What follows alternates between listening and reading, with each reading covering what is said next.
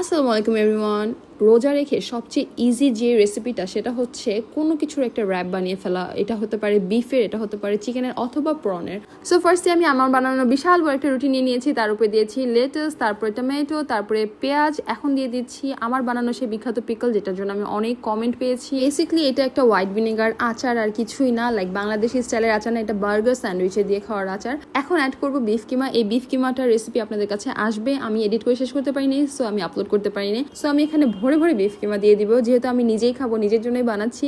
So এখানে কিপটামির তো কোনো প্রশ্নই আসে না। সো আমি বেশি করে বিফ কিমা দিয়ে দিলাম। তারপরে এটাকে আমি এখন সুন্দর একটা র্যাপ দিব ফয়েল দিয়ে। রোজা আসলে আমার মনে হয় সবচেয়ে আগে কিছু স্টাফিং বানিয়ে রাখা উচিত, যেটা বিফের হতে পারে, চিকেনের অথবা প্রনের হতে পারে। তাহলে যে কোনো ইফতার বানাতে না ইজি হয়। আমার যা মনে হয় যে খুব ইজিলি, যেমন আমি আজকে এটা বানাতে আমার বেশিক্ষণ লাগেনি, দেখতে পাচ্ছেন খুব কম সময়ের মধ্যে আমি এটা বানিয়ে ফেলেছি। যেহেতু আমরা বাসায় দুজন মানুষ, আমি 2টা বিফ কিমা র্যাপ বানাবো। সো আমার সেকেন্ডটার মধ্যে আমি সেম ভাবে লেটাস, টমেটো, অনিয়ন দিয়ে দিয়েছি। এখানে আমি একটা মেয়োনিজ ইউজ করেছি, এটা হচ্ছে কিউপাইয়ের ব্ল্যাক পেপার যে মেয়োটা সেটা।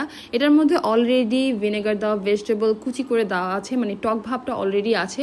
সো এটার মধ্যে আমি কোনো পিকল অ্যাড করিনি, জাস্ট আমারটার মধ্যে আমি অ্যাড করেছি। সো এই তো আমার beef keema wrap done. I hope আপনাদের ভালো লেগেছে। So it's all for now, see in the next video. Bye, thanks for watching.